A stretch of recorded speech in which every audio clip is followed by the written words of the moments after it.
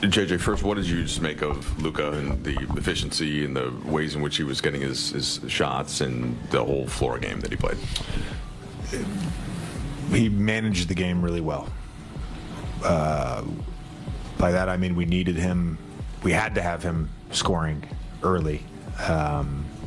They were making shots. We made some defensive mistakes. Talked about it in a timeout. You know, we did it against Golden State the other day. We just made stuff up. You know, we've had enough practice now where we can stick to our rules, and if those rules don't work, yeah, we can make an adjustment. And we started getting stops. They went to some blitzes, double teams. He became a willing passer. You know, defensively early, thought they really attacked him. He responded to that. His defense, you know, from halfway through the first quarter on was really good. And then just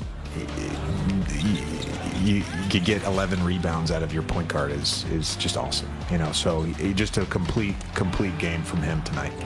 We had talked about after the last game, the third quarter, and it seemed like that was a total switch tonight. What adjustments did you make? It looked like there were a couple different things you were doing defensively, and how did you feel like that played out? Oh, there were no basketball adjustments.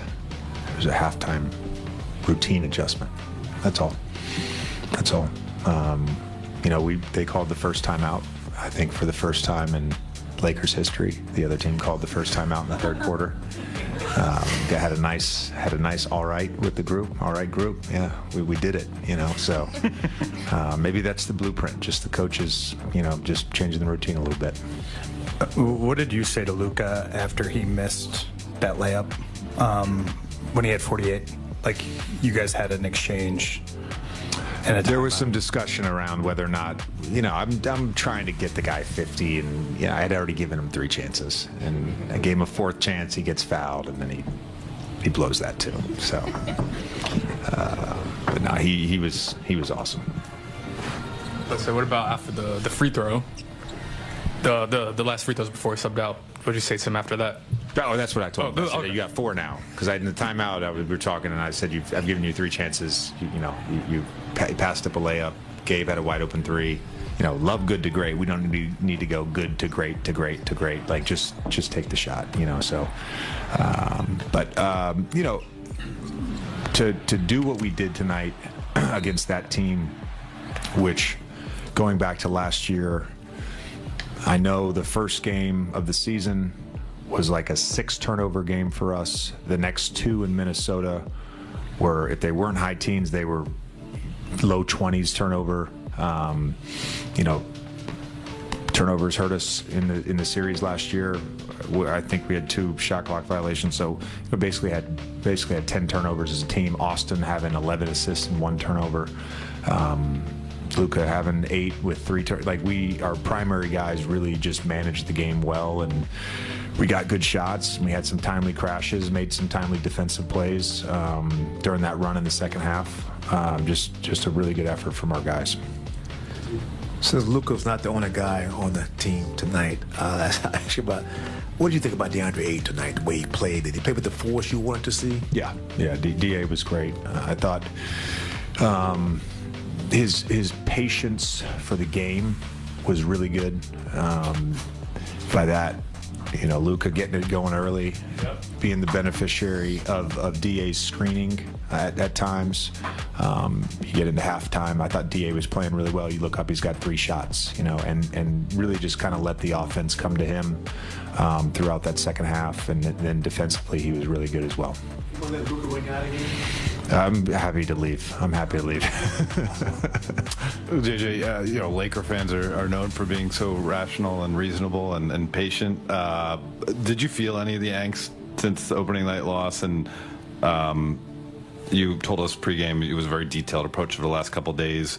Was that in any way feeling what maybe Laker Nation was feeling?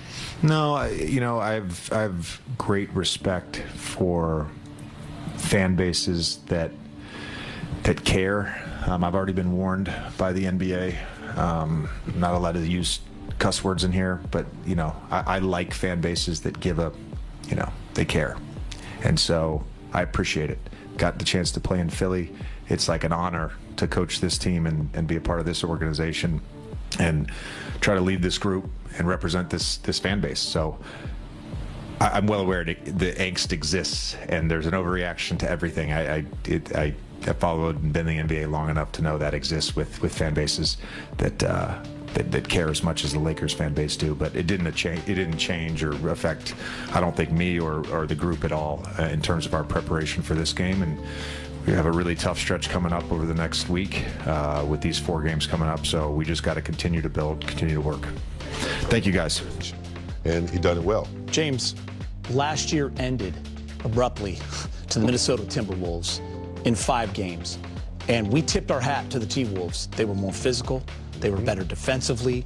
They attacked the Lakers. They were confident. The size. The Lakers tonight, even without Jackson Hayes as a backup big, going to Vando as the center, middle of that third. We talked about how Vando and Marcus Smart changed the game. It was a different story tonight. Now, it might be different the next time you play them, but for tonight, the Lakers beat them in all those little intangible areas.